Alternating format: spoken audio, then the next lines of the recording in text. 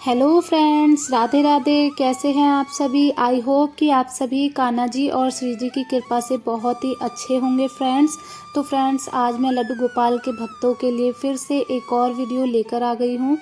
तो चलिए friends, video को शुरू कर लेते हैं। शुरू करने से पहले मैं आपसे कहना चाहूँगी कि अगर आप मेरे चैनल पर न्यू हो तो प्लीज़ मेरे चैनल को सब्सक्राइब ज़रूर कर लीजिएगा और कमेंट में राधे राधे ज़रूर लिखिएगा। तो चलिए फ्रेंड्स, वीडियो को शुरू कर लेते हैं। फ्रेंड्स, जो भी लड्डू गोपाल के नए भक्त हैं, जिन्होंने अभी अभी लड्डू गोपाल की सेवा शुरू की है, उन भक्तों से कुछ इस बात की जानकारी निश्चित रूप से नहीं होगी कि उनसे कोई ना कोई गलती जाने अनजाने में भूल हो जाए। इस बात को ध्यान में रखते हुए ठाकुर जी जो भी करते हैं अच्छे के लिए ही करते हैं। आज की लीला कथा नोएडा से हमारे साथ शेयर की गई है। दोस्तों, अपने साथ आपने सुना होगा कि लड्डू गोपाल को हम जिस जल में स्नान कराते हैं वह उनका चरणामृत कहलाता है। और चरणामृत को अमृत बहुत ही बड़ी औषधि के रूप में भी हम प्रसाद के रूप में ग्रहण करते हैं। जब लड्डू गोपाल को स्नान कराया जाता है तो कुछ लोग क्या गलती करते हैं कि उस स्नान के जल को जो है उसे नीचे गिरा देते हैं, नाली वगैरह में बहा देते हैं, इधर उधर गिरा देते हैं। तो ऐसा करने से क्या होता है, इस लीला कथा के माध्यम से आप जान जाएंगे। और आपको तो पता ही है कि चरणामृत का क्या महत्व होता है। अकाल मृत्यु हरम सर्व, व्याधि विनाश, विष्णुपाद कम, वेपापूर जन्म। तो ना विधेत अर्थात भगवान विष्णु के चरणों में अमृत रूपी जल, जिससे सभी पापों का नाश होता है, ये वह औषधि के समान है। चरणामृत का सेवन करने वालों का पुनर्जन्म नहीं होता, अर्थात वे अपने पापों से मुक्त होकर सदा सदा के लिए जीवन और मरण के बंधन से छूट जाते हैं, मोक्ष को प्राप्त होता है। तो देखिए कितना अधिक महत्व है चरणामृत का। कुछ लोग जो हैं पंचामृत और चरणामृत में असमंजस में पड़ जाते हैं कि वो इन दोनों को एक ही समझ बैठते हैं। तो आप ये भी जान लीजिए, चरणामृत जैसे कि नाम से ही ज्ञात होता है कि भगवान के चरणों का अमृत, चरणामृत को हमेशा दाएं हाथ से व शांत मन से लेना चाहिए। और कभी भी चरणामृत ग्रहण करने के बाद अपने सिर के ऊपर हाथ नहीं फेरना चाहिए। इससे नकारात्मकता बढ़ती है और शास्त्रों में भी यही लिखा है कि चरणामृत ग्रहण करने के बाद कभी भी अपने सर पर हाथ नहीं फेरना चाहिए। और पंचामृत क्या होता है, वह 5 पवित्र वस्तुओं से जो हम प्रसाद बनाते हैं उसे पंचामृत कहते हैं। आप जानते ही होंगे, जो दूध, दही, शहद और शक्कर का इस्तेमाल करके जो हम प्रसाद बनाते हैं उसे पंचामृत कहते हैं। तो दोनों अलग अलग प्रकार के होते हैं। चलिए बताते हैं कि लड्डू गोपाल को स्नान कराने के बाद जब एक लड्डू गोपाल भक्त ने उस स्नान जल को ऐसे ही डाल दिया तो उसके साथ क्या घटित हुआ, बड़ी ही आश्चर्यजनक लीला है। नोएडा में एक मैया लड्डू गोपाल की भक्त थी और वे लड्डू गोपाल को बड़े ही प्रेम से उनकी सेवा करती थी, उनकी पूजा पाठ करती थी। लड्डू गोपाल की सेवा से जुड़े सारे नियम वो पूर्ण रूप से निभाती थी। मैया का एक बेटा था जिसका खुद का व्यापार था और ठाकुर जी की कृपा से उनका व्यापार काफ़ी अच्छा चल रहा था।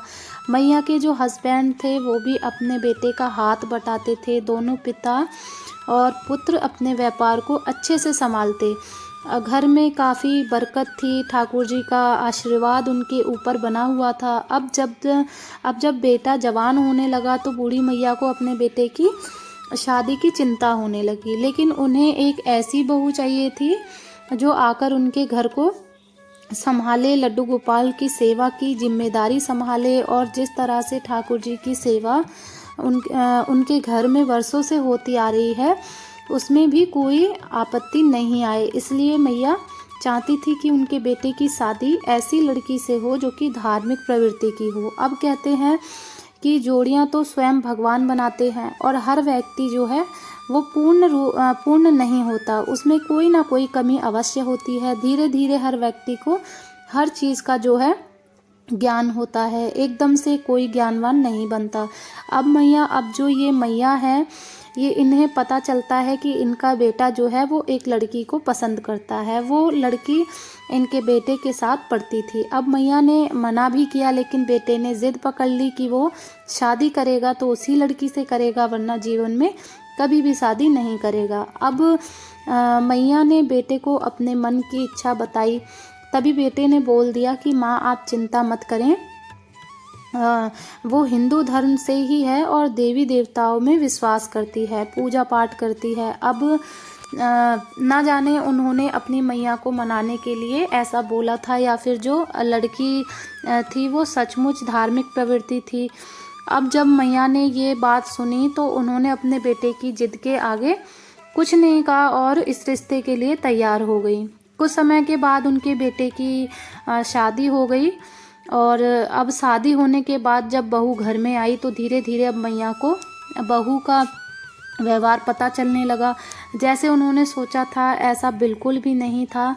जो बहू आई थी वो बिल्कुल उनकी इच्छा के विपरीत कार्य करती थी। जैसे कि अब मैया जो थी वो लहसुन वगैरह नहीं खाती थी। अब बहू थी जो वो आजकल की जनरेशन को तो आप जानते ही हैं, तो इन सब चीज़ों में ज़्यादा विश्वास नहीं करते, तो वो प्याज लहसुन वगैरह सब कुछ खाती थी।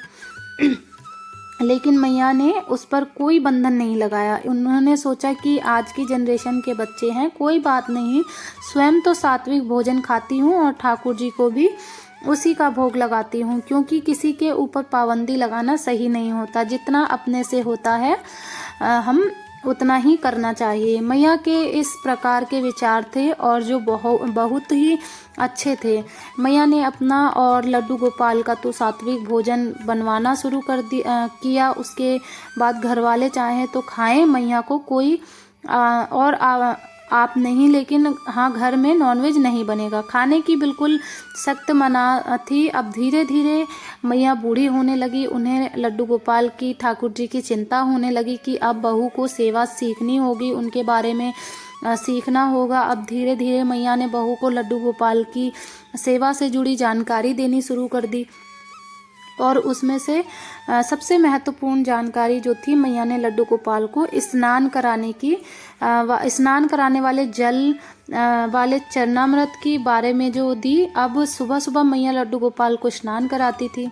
बाद में जो चरणामृत होता था वो प्रसाद के रूप में सभी को थोड़ा थोड़ा देती थी और स्वयं भी बड़े प्रेम से उस प्रसाद को ग्रहण करती थी। लेकिन जब बहू ने ये देखा कि मैया जो है वो लड्डू गोपाल को पहले स्नान कराती है, उसके बाद जो भी जल होता है उसे सभी को प्रसाद के रूप में देती है। थोड़ा थोड़ा बहुत प्रसाद बच जाता है तो उसे घर आंगन में उसका छिड़काव करती है और बाकी का प्रसाद जो बचता है वो गमले में डाल देती है।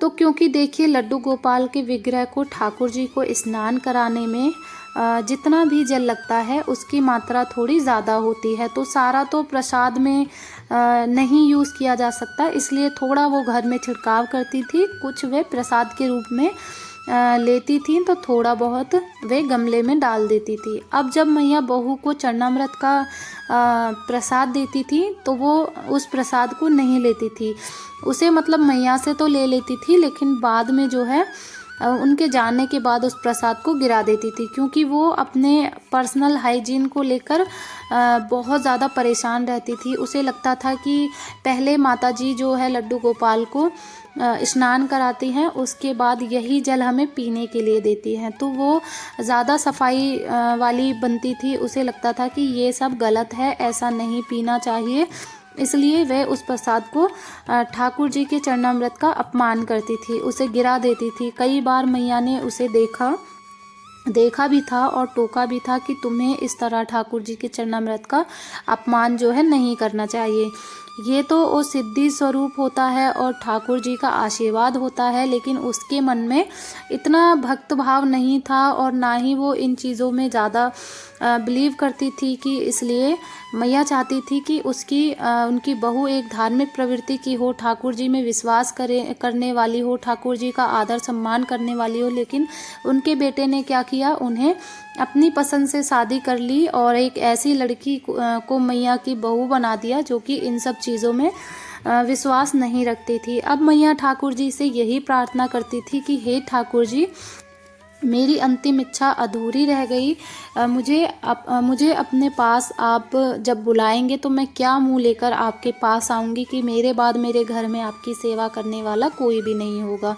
मेरे बाद मेरे घर में जो है आपका नाम लेने वाला कोई नहीं होगा। हर वक्त इस बात की चिंता मैया को लगी रहती थी। अब जब मैया थी, जब घर में पूरी अच्छी तरह से आर्थिक स्थिति भी थी, बड़ी अच्छी भी थी और ये व्यापार से वृद्धि हो रही थी, घर में चारों तरफ खुशहाली खुशहाली थी। अपनी चिंता उन्होंने अपने पति को बताई, यानी कि लड्डू गोपाल के लिए, ठाकुर जी के लिए। बहू के मन में ज़्यादा श्रद्धा विश्वास नहीं है, मैं उसे जो बोलती हूँ वो सिर्फ वो काम कर लेती है, वरना मन में उसके भाव नहीं है और ये बिल्कुल गलत है। क्योंकि अगर मुझे कुछ हो गया, जाने अनजाने में बहू गलती कर देगी, ठाकुर जी का आशीर्वाद जो हमारे घर पर बना हुआ है, ठाकुर जी नाराज़ होकर यहाँ से चले जाएंगे और यही चिंता दिन रात मुझे खाए जाती है।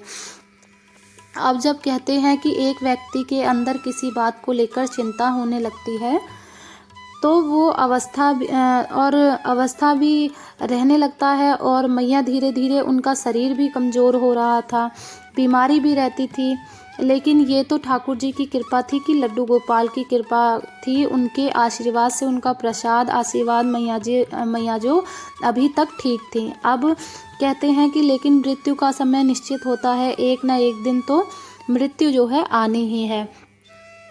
तो कोई नहीं टाल सकता। जब हमारा जितना समय लिखा है उतना समय ही हमारे पास होता है, उससे ना एक सेकंड ज़्यादा ना एक सेकंड कम। मैया का शायद समय आ चुका था और एक दिन वह सब कुछ छोड़कर हमेशा के लिए बैकुंठ लोक चली गई। उसके जाने के बाद अब घर में में लड्डू गोपाल की जो सेवा कर रही थी वो बहू करती थी, क्योंकि उनके बेटे ने, उनके हस्बैंड ने कहा कि तुम्हारी माँ की अंतिम इच्छा यही थी कि ठाकुर जी की सेवा जो है वह रुकनी नहीं चाहिए। वो इतने वर्षों से सेवा कर रही थी और तुम्हें भी बहू उस नियम का पालन करना होगा, तुम्हें भी ठाकुर जी की सेवा करते रहना होगा और जो है ठाकुर जी की सेवा में कुछ कमी नहीं होनी चाहिए। अब बेटा और पिता दोनों वो सुबह सुबह ही काम के लिए बाहर चले जाते थे। अब बहू लड्डू गोपाल की सेवा करने लगी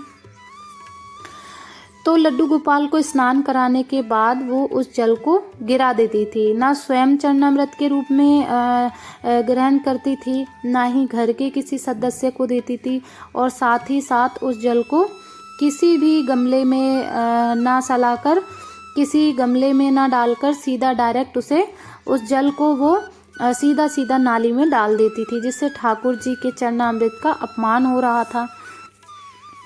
अब वो उसे वेस्ट समझकर कि इसमें तो लड्डू गोपाल को नहलाया है, ये बेकार पानी है, बेकार जल है, ये समझकर रोजाना यही गलती करती थी, जल को गिरा देती थी। अब धीरे धीरे जो है लड्डू गोपाल की कृपा घर पर कम होने लगी, उनके व्यापार में भी गिरावट आने लगी और उनके जो है ससुर जी बीमार रहने लगे और इतने दिनों से बहू ने भी माँ बनने का सुख नहीं देखा। अब उसे भी चिंता होने लगी थी कि शादी को इतना समय हो गया लेकिन अभी तक मुझे संतान नहीं है और हो भी कैसे सकती थी, क्योंकि वो लगातार लड्डू गोपाल ठाकुर जी के प्रसाद का अपमान कर रही थी, निरादर कर रही थी, प्रसाद को इस तरह से नाली में बहा देती थी, उसका अपमान करती थी, तो ठाकुर जी प्रसन्न कैसे हो सकते हैं। लेकिन कहते हैं ना कि कभी जो है हमारे घर में सदस्य होते हैं वो ठाकुर जी के सच्चे भक्त होते हैं और उनकी जो अंतिम इच्छा होती है ठाकुर जी उसे अवश्य ही पूरा करते हैं। न बहू की बल्कि मैया की इच्छा पूरी करने के लिए ठाकुर जी ने बहू को एक अवसर दिया। मैया की एक सहेली बड़े दिनों के बाद उनके घर पर आई। उन्होंने आकर जब उनसे लड्डू गोपाल के ठाकुर जी के बारे में पूछा कि बेटा तुम ठाकुर जी की सेवा सही से कर रही हो, और अपनी सहेली का नाम लेते हुए कहा कि वो तो बड़े मन से ठाकुर जी की सेवा करती थी। ठाकुर जी की लीलाओं के बारे में बताया, ठाकुर जी के आशीर्वाद के बारे में बताया। तब बहू ने बहू ने भी कह दिया कि जब से माँ जी की मृत्यु हुई है घर में कुछ भी ये व्यापार में भी गिरावट आ गई है, हर रोज़ घर में बीमारी होती है और मुझे इतना समय हो गया है, अभी तक मुझे माँ बनने का सौभाग्य नहीं मिला। तभी मैया की जो सहेली थी उन्होंने बहू को कहा कि तुम अच्छे से, जिस प्रकार तुम्हारी सास जो है सेवा करती थी उसी प्रकार नियम के अनुसार कर रही हो ना, उन्हें सात्विक भोजन का भोग लगा रही हो। बहू ने कहा कि हाँ मैं उसी प्रकार से सब कुछ कर रही हूँ, क्योंकि उसे तो ये गलत नहीं लग रहा था कि वो चरणामृत को ऐसे गिरा देती थी, बल्कि उसे तो लग रहा था कि इससे कोई गलत बात नहीं है, वो तो स्नान कराया हुआ पानी है, इसलिए वो पानी पीने योग्य नहीं है। उसके विचार इस प्रकार के थे। अब वो तो चली गई, लेकिन ठाकुर जी ने देखा कि बहू तो उससे झूठ बोल रही थी, इसे तो अभी भी समझ नहीं आई, इसलिए ठाकुर जी ने एक लीला रची। अब जो है बहू को रात को सपने में अपनी सास दिखाई दी और उनकी सास ने सपने में वही बातें कही जो गलतियां बहू कर रही थी। अब मैया ने अपनी बहू को सपने में कहा कि तुम रोज़ ठाकुर जी के प्रसाद का, उनके चरणामृत का अपमान करती हो, जिस वजह से देखो कितनी परेशानियां आ रही हैं, और मेरी अंतिम इच्छा भी यही थी कि तुम ठाकुर जी की सेवा पूर्ण रूप से होती रहे, लेकिन तुम अच्छे से उनकी सेवा नहीं कर रही हो। मुझे सब कुछ पता है, तुम लड्डू गोपाल के प्रसाद का अपमान करती हो और शुद्ध रूप से चरणामृत अमृत उनका इस तरह से तुम गंदे पानी में बहा देती हो, जो कि बड़ा ही अनर्थ हो रहा है, पाप हो रहा है, जिस कारण से घर में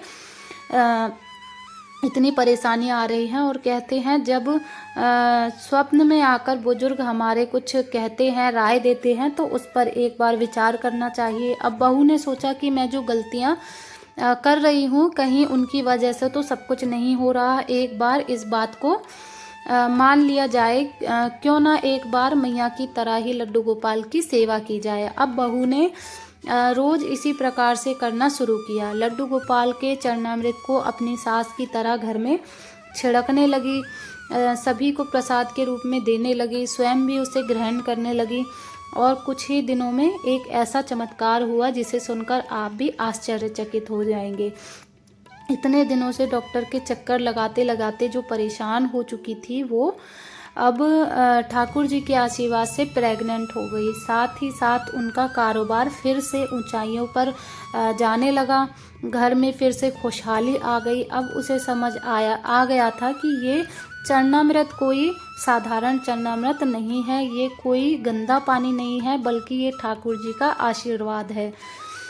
तो सचमुच एक अमृत है जो सब बुराइयों को दूर करता है। और सच कहा कि चरणामृत जो होता है वो दोस्तों, वो बुद्धि स्मरण की तो शक्ति को तो बढ़ाने में भी कारगर होता है। बाद में आप देखोगे कि मन की शांति को शांत रखता है मन को, और एक बीमारी व्यक्ति के लिए औषधि रूप है।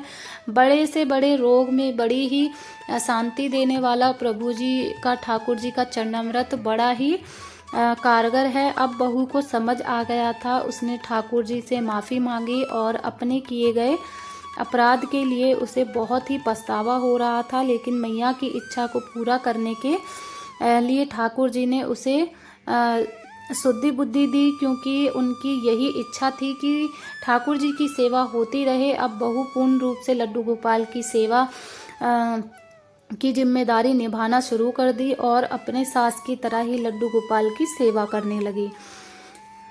उसके प्रसाद का भी निरादर नहीं करती थी, अपमान नहीं करती थी, चरणामृत को भी बड़े प्रेम से सम्मान के साथ स्वयं भी ग्रहण करती थी, घर में छिड़काव करती थी, जिससे सारी नेगेटिव एनर्जी दूर हो जाती थी। तो आप भी जब लड्डू गोपाल को स्नान कराएं, जो चरणामृत होता है उसे अपने घर में छिड़काव अवश्य ही करें, खुद भी उसका सेवन करें, घर के सभी सदस्यों को थोड़ा थोड़ा प्रसाद के रूप में दें, और जो बच जाए उसे बाद में ऐसे ही मत गिराएं, उसे किसी गमले में या फिर तुलसी के गमले में या फिर खाने में यूज़ कर लीजिए। इस तरह जो है उसका अपमान मत कीजिए। देखना लड्डू गोपाल की दिन दोगुनी रात चौगुनी दृष्टि आप पर पड़ेगी, आपके घर में बरकत होगी, आपके घर में सारी नेगेटिव एनर्जी दूर हो जाएगी।